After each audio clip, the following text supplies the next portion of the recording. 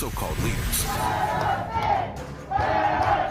Every day, people storm the doors of City Hall demanding immediate resignations. Even the President of the United States called for resignations. On Thursday, October 12th, 5 to 7 p.m., KBLA Talk 1580 will host a day of dialogue on the anatomy of anti-black racism and bigotry in Los Angeles with an all-star panel of civic leaders. Don't miss this conversation. Thursday, October 12th, live from 5 to 7 p.m. with an encore performance from 7 to 9 p.m. only on KBLA Talk 1580. We've got a lot to talk about. Yeah.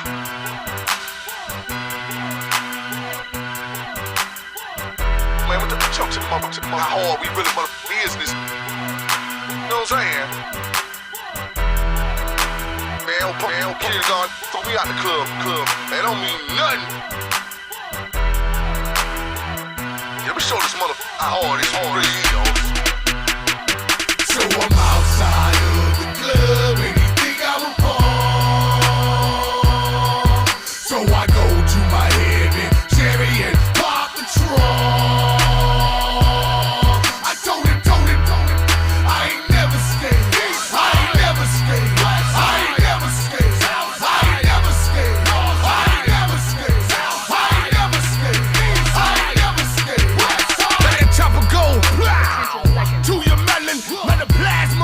Oozing out of your cerebellum. Now you're swelling. We ain't talking hardcore, now is ya little Bone crusher. I ain't never scared. I'm never scared of these hip-hop topics. I'm not scared of those relationship topics. I'm not scared of none of y'all. You are locked into hour 3 of RSVP with Jill Munroe here on KBLA Talk 1580. We're having our hip-hop conversation. We always have good hip-hop conversations here. You know, because really, we are witnessing, I guess, the changing of the guard, so to speak. I know 30 years ago, 25 years ago, I could not imagine a guy rapping at 40 or 50. We would clown them. We would laugh. Like, just the thought of it. You know, a rapper at 30 was really kind of unheard of. You think about when Run DMC came back with Down with the King, they weren't that old. They were in their early 30s at that point. I think Down with the King came out in like 92.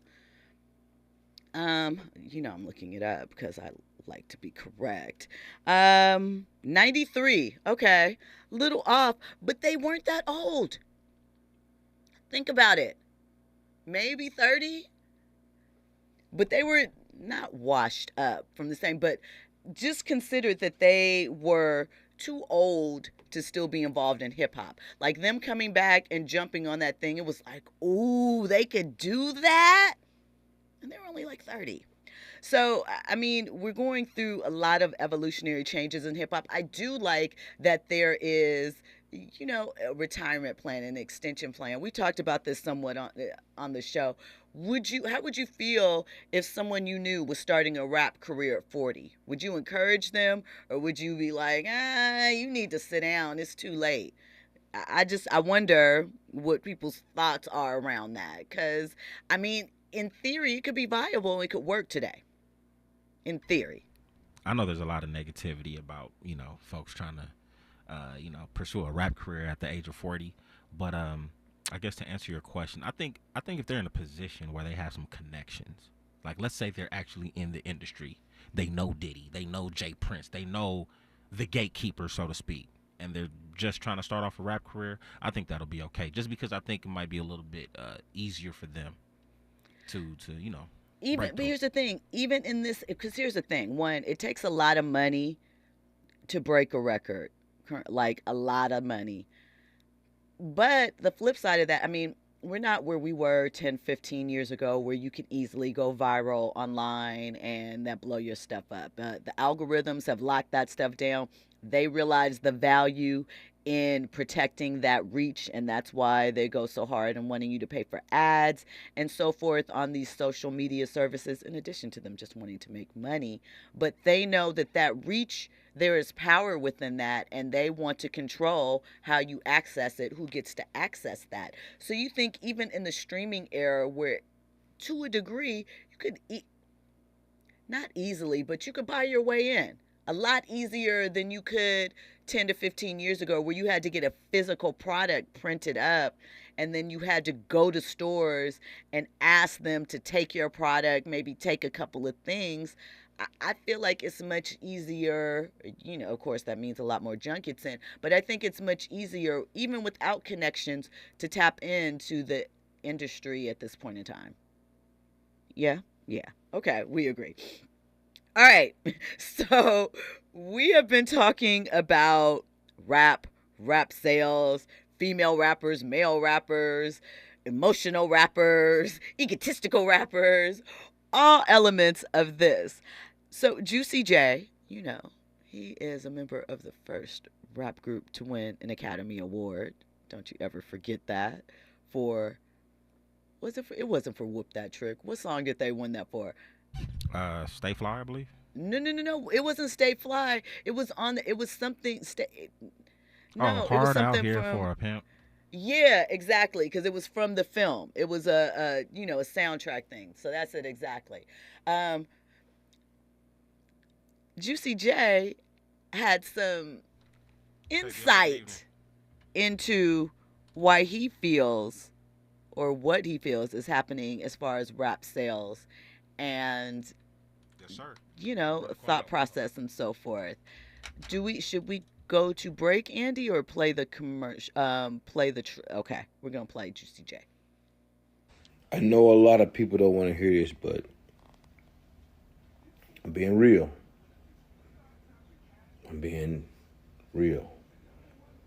Rap music is down 40% this year. I'm gonna say it again. Rap music is down 40%. Check the charts, check the math. I don't make the rules. I do not make the rules. It's down 40%. What are we as rappers, producers, composers, etc. gonna do about this? Because it's down 40% this year. Check the charts. Do your research. This is a fact. When we come forward, we have a call. We're going to take Kwamel and get his thoughts and opinion on all of this. I'm going to react to what Juicy J has to say. This is something that we've talked about as far as sales and rap on the charts a lot this year. So we're going to get into that. All of that and more. You're locked into RSVP with Jill Munroe here on KBLA Talk 1580. Trending topics and the hottest happenings. You're listening to RSVP with Jill Munroe on KBLA Talk 1580.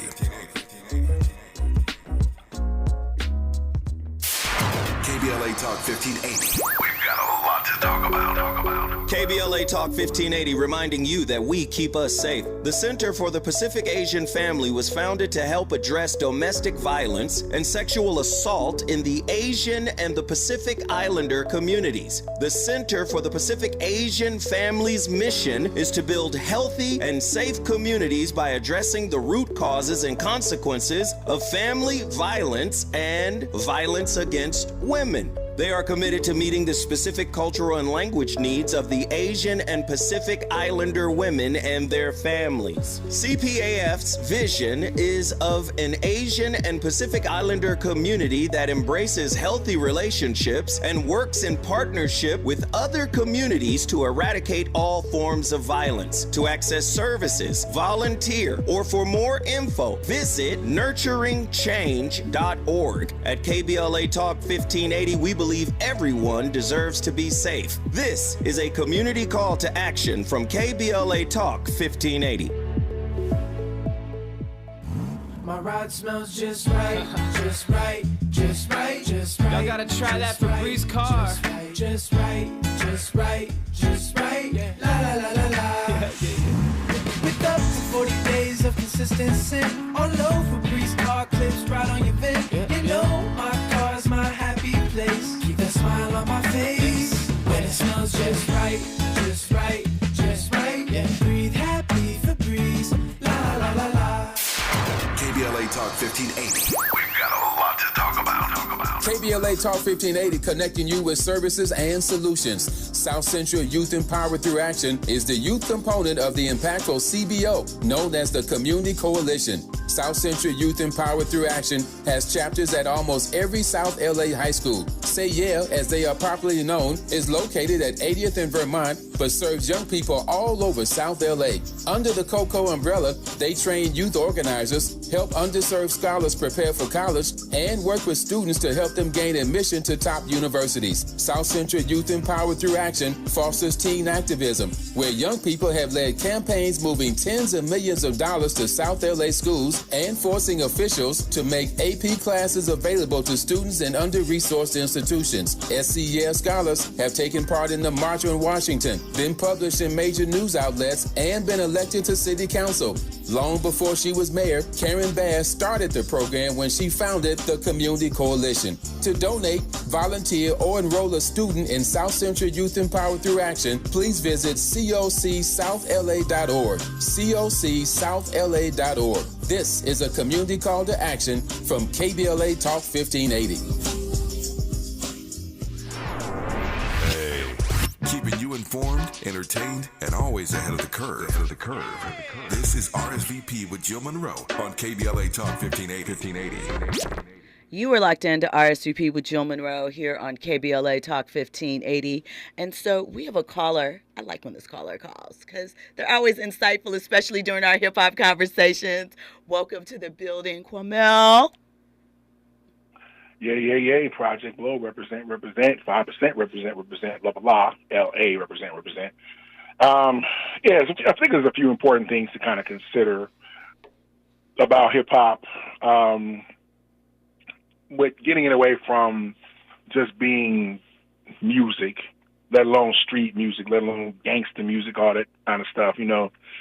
That whole Juicy J take, I know it's kind of more like making stuff for like the D-boys and the, you know, the cats that run around the Caprices and things like that, which is, you know, it's fine to make that kind of stuff. One form. But the thing to, a lot of the things to really consider is something I remember Chris saying. I watched a video back about a week and a half ago, and I agree with it that it's the whole idea that hip hop is not just music. It's a way to be. It's a way that you are. Like you detect it in somebody. You know, like for instance, Erykah Badu. Mm-hmm.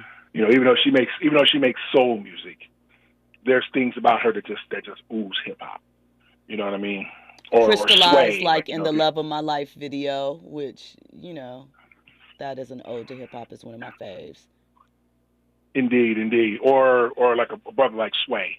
You know, if you ever, you know, used to listen to Wake Up Show back in the day, or, you know, of course his show Sway in the Morning. You know, like, yeah, I mean, he ain't got to spit rap the first, but that's a hip hop brother. You know what I mean? So there's things to think about when it comes to that. Now, LA has been a hip hop place. It may not have developed in the New York way, which if you ever seen this series on YouTube called The Culture Since '71, shout out to my man Orlando Green, who put me onto that. Talked about some of the stuff prior to the Kool Herc, Sedgwick, and Cedar West Bronx party. You know, naming off gangs like the Black Spades, brothers like Disco King Barrio. And, well, you mean out parties that were happening out here in LA? Not that. I mean, it was still talking about New York in particular, but just that idea of it, that it wasn't necessarily the break beats that start hip hop, or going over and dancing to the breaks that start hip hop. It was the spirit of the youth of the time, claiming it back from the way that their elders, you know, or the adults, you know, the 20, 30 somethings at a time, the way they were going, They said, you know what, nah, which includes the 5%, is that those youth movements at the time that were going on in New York City, kind of concurring with what was happening here with the Black Panthers and the US organization and all that. That those are things that were hip hop in spirit, and also, to Behemoth's point, we're showing that street movement, that street caring about the direction the community was going and wanting to kind of take it and shape it using what was already happening in the streets, whether it was the graffiti starting in Philly, whether it was the dances, coming out of Oakland or LA or New York or anything like that, or whether it was, taking the records and dance to the breaks, all that stuff. So all that comes together to kind of make a spirit, and a thing that we all fall in love with, that it did not have to be a rap record. We just kind of saw that, oh, okay, like there's some vibes going on that really make us want to latch onto this thing. I want to make a quick West Coast point. I don't want to be like on dumb long, just preaching and stuff like that. People would ask about West Coast or LA in particular, because a lot of people, West Coast is a shorthand for LA. To a lot of people, like Cali is shorthand for LA, but prior to when NWA and gangster rap bubble up. So we look at Ice-T, we look at, people like the Dream Team or, King T, Tiny T, Mixmaster Space. Yes, indeed. Rest in power to him. And a thing I detected was while we were hip hop from jump, Greg Mack brings it out here in '83, really solidifying what K-Day, OG K-Day, which is on this here frequency. Mm-hmm. Came to be. The thing was, our rap music was not up there yet. It wasn't yet the sample era, which I think helps everything kind of catch up. LL wasn't around yet, and LL's influence didn't catch on over here as quickly. The Rakim influence maybe kind of accelerated a little more, but while there was battle dancing with the Lockers and the Poppers, and us catching on with breaking, we weren't battle rappers like that.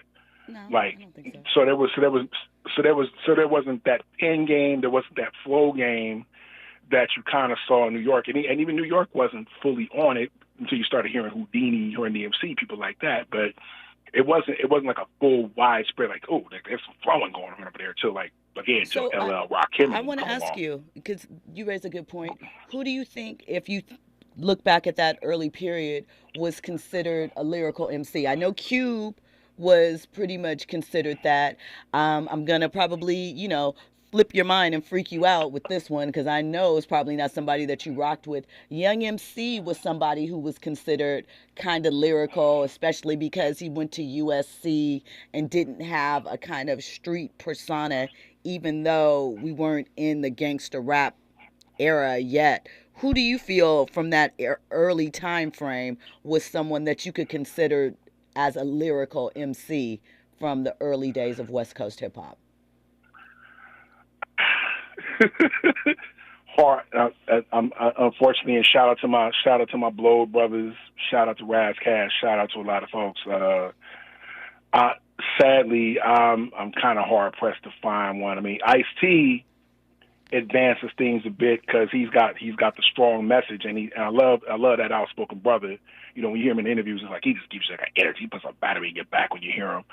And the thing was with Ice-T was, it wasn't like he was like, oh, like let me get this flow together. It was like, okay, I'm gonna get this message. This gets the job done. Mm-hmm. So really kind of before Cube, there's King T. King T Mm-hmm. with that active fool Bass. record. Oh no, that's Rodney O and Joe Cooley, but I know King T. No. King T got a song called Bass. Rodney O and Joe Cooley had Everlasting Bass. Okay, I was like, I know King T had a bass song, Bass. Okay, I know the King, and then Everlasting Bass. I got it. All right, because I'm West Coast. And of course, you had Dub. Then he had Dub C, doing this thing with the low profile group, him and Aladdin. Now here you are.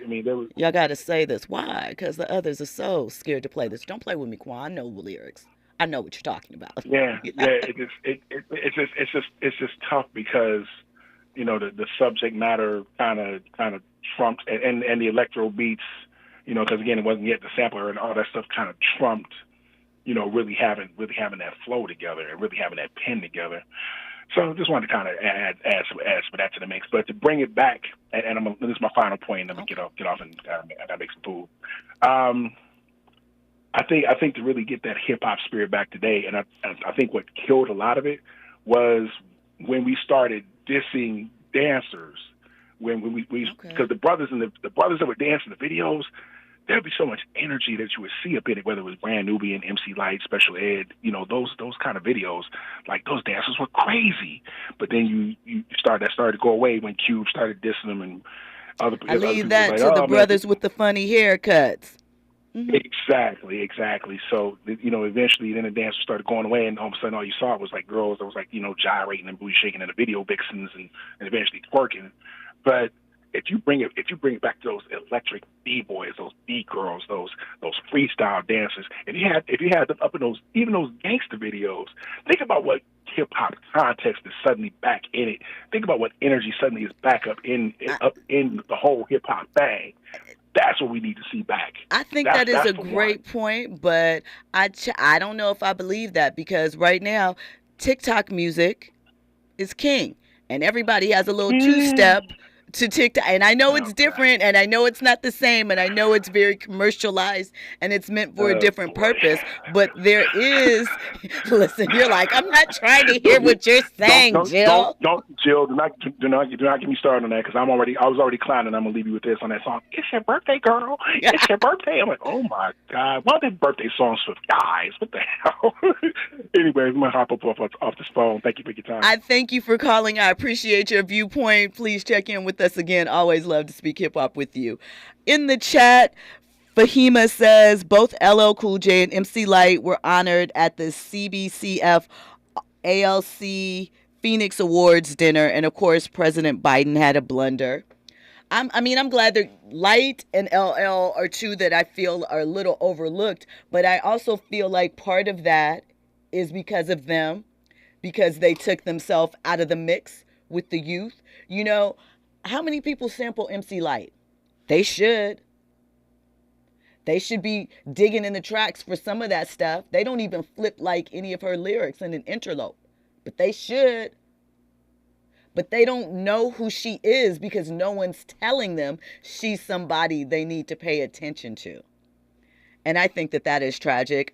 Same with LL. Like, again, he's an actor. He's that guy on, what is the show? Is it CSI? What's this show? One of them, NCIS. One of them, NCIS LA, Hawaii. Don't you think the responsibility should be on them, though, themselves? The kids? No, like MC Light. She should be the one to kind of remind folks who she is. Same thing for LL, as opposed to us as the consumers. I do think that they could make, here's the thing. MC Light is the voice of everyone's award show. Probably was the voice tonight on the Hip Hop Awards, you know. We've been here, and there was a period of time where she kind of denounced hip hop and she felt it was too vulgar, and she was on some other stuff. So I think it makes it hard. You know, it's that delicate balance where you don't want to seem like the old head in the club, like, notice me, I was one of you. But, you know, I do think that if you look at the stuff that we sample, if you look at the videos and the TV shows and the things we point to, I don't believe people are really consuming a lot of this stuff, or that they all have those fond memories. I think they're looking at other people, and that's why we keep getting the same stuff recycled. Martin was a great show, but it wasn't the only show in the 90s. Do you know what I'm saying? Like, neither was Fresh Prince and Living Single. There was other stuff. And it's interesting to me that I never see any references to some of the other things that were popular then that would lend themselves to things that are happening in the current space and culture. Andy, you thinking about it? Yeah, I'm thinking about it. I guess maybe because they just weren't as big as you think. LL and Light, for example? I'm going to go ahead and say more so Light. I mean, Light, again, I understand, because her last big single was probably Roughneck or Keeping On with Escape or something like that. 94? And she took the left. She kind of, and that's what I said. She took herself out of the mix. So someone like her, I admit to that. But I still think when you have people like Nicki, obviously Kim, Foxy, but nobody... That's as far back that we're going, though. Exactly. Kim and Foxy. I was just about to say, nobody mentions Latifah even in that same reverie, you know? And you think about these rappers from that golden era, they were able to evolve and transition and extend their careers, because in theory, we shouldn't still be having any conversations about LL, Latifah, any of them. And we are. You know, Latifah, I think when she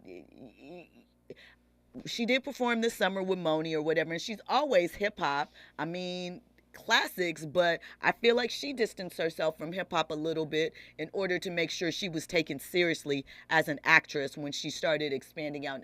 And when that started paying more bills, because we also have to consider the music doesn't pay the bills. And again, when you got to around like 25-ish, late 20s, especially as a woman, they're like, oh, you're done. You're washed up. We don't want to hear anything else from you. DJ Black in the chat asked, why do we put the age cap on hip hop and rap as opposed to jazz and blues? Those in blues and jazz reach their peak in their 40s because it's a young genre. You know, hip hop's only been around. We just celebrated 50 years of hip hop. So in the 90s, we're only 20 years old, and our parents are trying to push it out the way, not understanding sampling is just evolved. So, you know. I think you said something crucial, too. I think the financial literacy and the business aspect of things, I think our business acumen has increased and improved to the point now, to what you're saying, ain't no real money to be made in the music game. So let me go ahead and go do this acting thing. Let me go ahead and do this hosting thing or something like that. You know, so I mean, Ludacris, right? Facts. He's an actor now. That Common, he's doing the acting thing. I mean, he may dabble in music a little bit, but he's doing the acting thing. So I think that's what it is.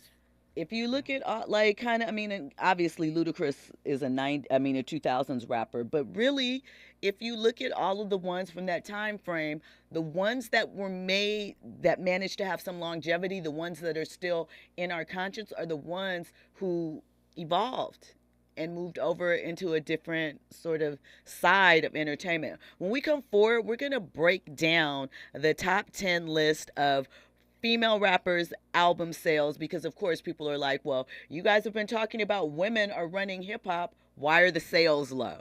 You know, that's that gaslighting. We're going to get into that. Plus, Vivica A. Fox and why she feels like it's hard for her to make friends with women. Plus, an interview with her and Tonisha Welch, who was married to Southwest T, BMF. We'll get into all of that and more on the other side. You're locked into RSVP with Jill Munroe on KBLA Talk 1580. News and sports up next. The guard quicker, no matter your religion, you Muslim, Hebrew, or Christian. She indiscriminate with punishment, she send them hissing. My gun's my favorite, and she got permanent PMS, so she stay safe.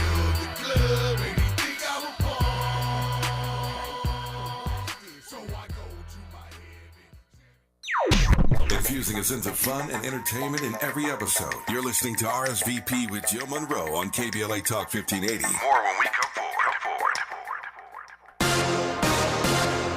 I'm Amber Payton. Here's the latest on the Black Information Network. The U.S. Supreme Court will hear arguments on a South Carolina redistricting issue this week. It's part of a legal battle over the redistricting of South Carolina's 1st Congressional District, which was redrawn in 2020.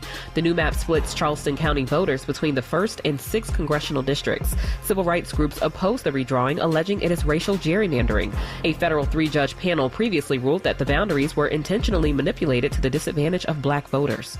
A handful of Georgia Republicans are trying to start an investigation into Fulton County's district attorney. WXIA reports 8 GOP senators have submitted a complaint to the newly created Prosecuting Attorneys Qualification Commission, claiming Fonnie Willis, who is black, has been politically cherry-picking cases. Governor Brian Kemp previously said he's seen no evidence that the DA has engaged in any unethical or illegal behavior. That's the latest. I'm Amber Payton on your home for 24/7 News, the Black Information Network. Prime members save more at your Amazon Fresh store. As a Prime member, you'll save 10% on hundreds of items in store, from organic produce to pantry staples to handcrafted pizza. Head to Amazon.com/fresh locations and find a store near you. Follow the leader. KBLA Talk 1580. Follow the leader. If you're not following KBLA Talk 1580 on all of our socials, then you're missing out.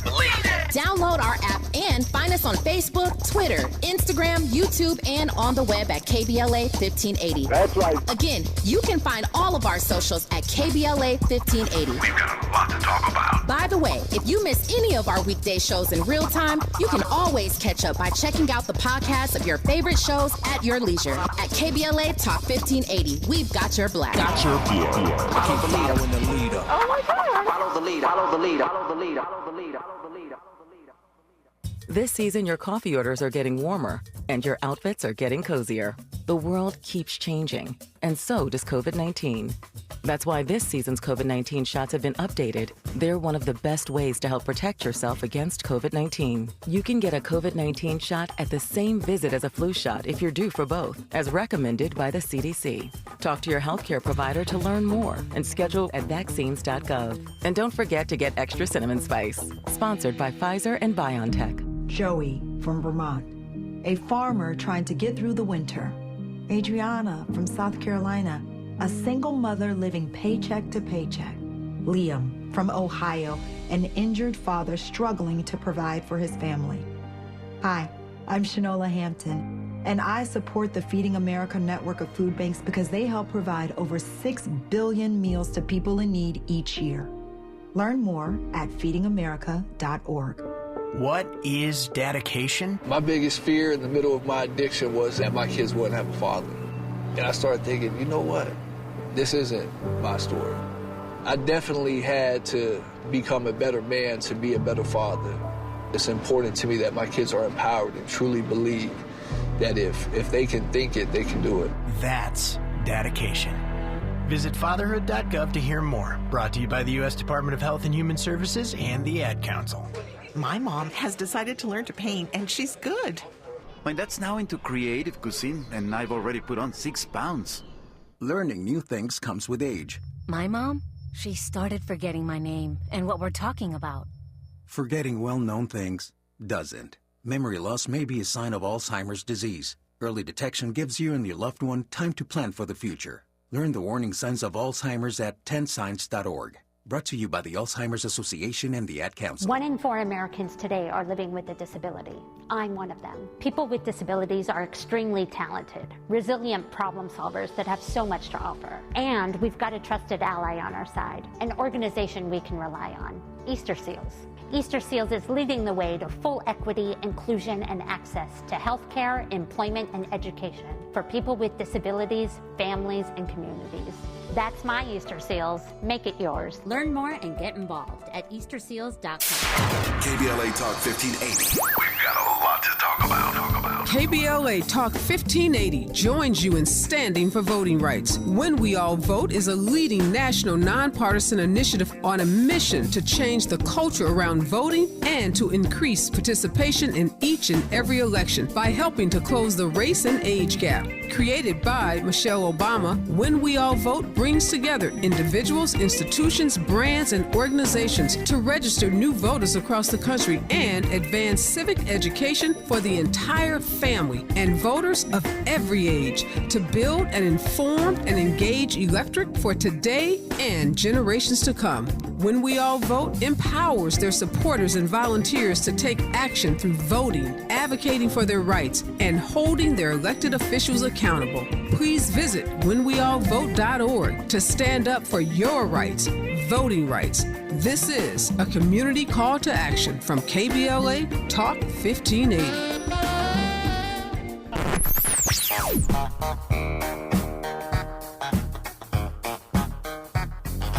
This is KBLA Talk 1580. Talk radio. That's music to your ears. We're unapologetically progressive. KBLA Talk 1580. Curating the most compelling stories and delivering them straight to your ears. You're listening to RSVP with Jill Munroe on KBLA Talk 1580.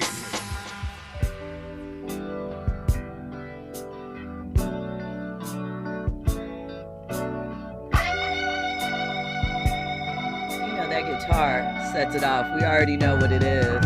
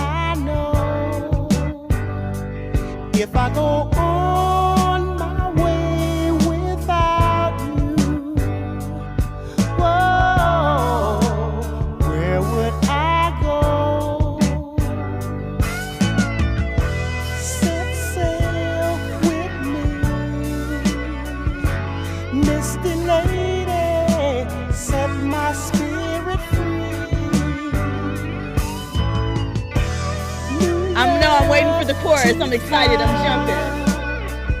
You know, I don't want to bring you back in before the chorus. Another behind. I'll always come back to you. I will always come back to you, VIPs. You are locked into RSVP with Jill Munroe here on KBLA Talk 1580. Come on, Isley Brothers. Everything. Ernie Isley on that guitar. Listen. Anyway, we could talk about the Isleys one day. I'm going to put that on the agenda. Have a little something to say. So before we get into Vivica and what she said about collecting female friends and so forth, and then later Vivica and Tonisha's interview, I'll give you guys some deets about that too.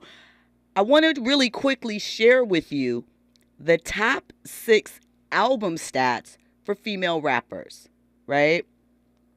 So it's pretty much a given who the top female rapper is as far as sales go. But I'm going to give you the numbers behind it. What I will say is that you are going to be shocked at who the second highest selling female rapper is. Shocked. You're probably not even going to believe me. But I just wanted to give you this information so you guys kind of know where we stand as far as the women and what we're dealing with. So Nicki Minaj, she has 4 studio albums and sales, they're claiming, of $100 million. So she's the top female rapper as far as sales go, right? I just want you, if you're in the chat, you know, you could say nothing. But if you rock with me, which I know you do, take a guess. Just take a guess at who you think the second most selling female rapper is. It ain't Cardi, Andy. Not even close. Cardi is on the list, but it's not even close. This rapper is lapping her. Trying to see if anybody's going to jump in with something in the chat. They haven't yet. Chris Jasper doesn't get enough credit for the Isley Brothers sound. Fahima says, love Vivica Fox and Why Do Fools Fall in Love set it off. And I'm waiting for her in the Curtis James Jackson biopic. You are funny, Fahima. Viv got to have a role in that. But let me share with y'all. The number 2 female rapper with 70 million in sales, 3 studio albums, Iggy Azalea. Iggy Azalea. So just understand things aren't really what we think they are and who's buying what. because never in a million years would I have thought that it would be Nicki, then Iggy, and then after that, number 3 at 50 million in sales and one album. You know who that is. No. Who would be above Cardi with one album? One solo album. Female. This is all female on this list. One solo album. Foxy's had 3 albums. MC Lyte has had 3 albums. Lauryn Hill. Lauryn Hill. So she is number 3. Number 4, it's my girl Kim. Lil' Kim the Queen Bee with 5 albums, 45 million albums sold. It's her. After that, with 1 album. But golly, you look at those. 1 album, 31 million, mainly singles. Cardi got to put some respect on her name. We'll see what happens with the number 2, but you got to put some respect on Cardi's name. And then coming in with 6 albums, 29 million in sales, it's Missy Elliott. Missy. So, I mean, when you look at that chart, one thing that sticks out to me, right, is that Cardi is the most recent rapper on that list. And Cardi's been out, 7 years, 5, 6 years now, maybe 7. They have 2015 on here. I feel like Love and Hip Hop is when she was social media before that. But I think Love and Hip Hop, the New York one, dropped around 2016 or something like that.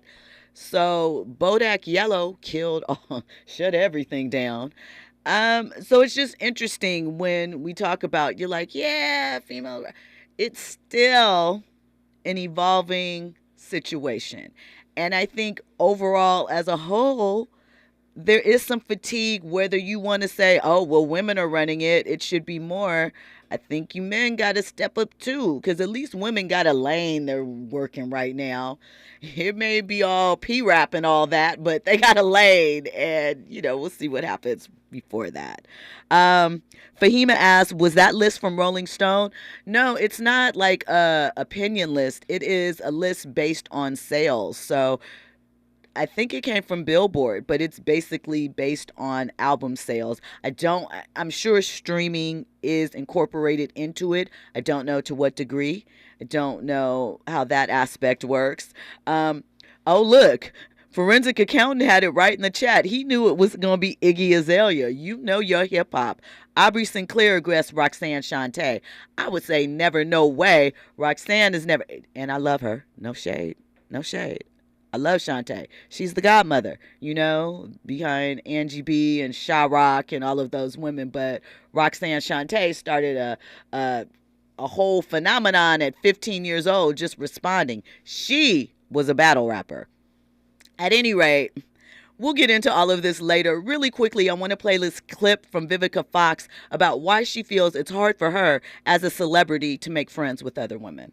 Now, I'm going to tell you for myself, sometimes it's difficult for me to have girlfriends. Why? The sense of competition comes in. Yeah. Like, oh, well, of course you, Vivica, you gonna get it because you, Vivica, da-da-da-da-da. And like I said, I don't walk around every day toot my own horn and being Vivica A. Fox. I'm a great girlfriend to have because I'm going to be supportive. I'm going to treat all the time. You know what I mean? Be happy. One of us is making some damn money. So I just thought it was interesting really quickly that, sometimes we forget, as much as we are hard on women about making friendships and things of that nature, that, we can be funny to each other. So just be kinder, be, nicer. So listen, when we come forward, we're going to have an interview with Vivica A. Fox, Tressa Smallwood, who is the executive producer of the BET Plus film. the First Lady of BMF, the Tonisha Welsh story, and Tonisha will also be featured in this interview.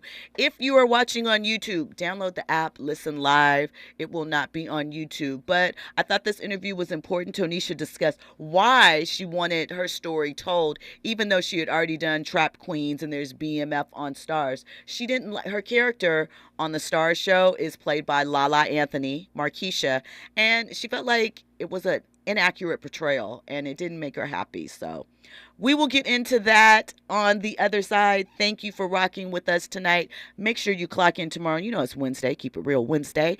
And we will have more trending topics and headlines to talk to you about. RSVP with Jill Munroe is your go-to show for staying in the know. More engaging conversation when we come forward on KBLA Talk 1580. Join LA Civil Rights and the Reparations Advisory Commission's Black Experience Study live this fall. Learn about the city's plans for reparations and join the study in real time.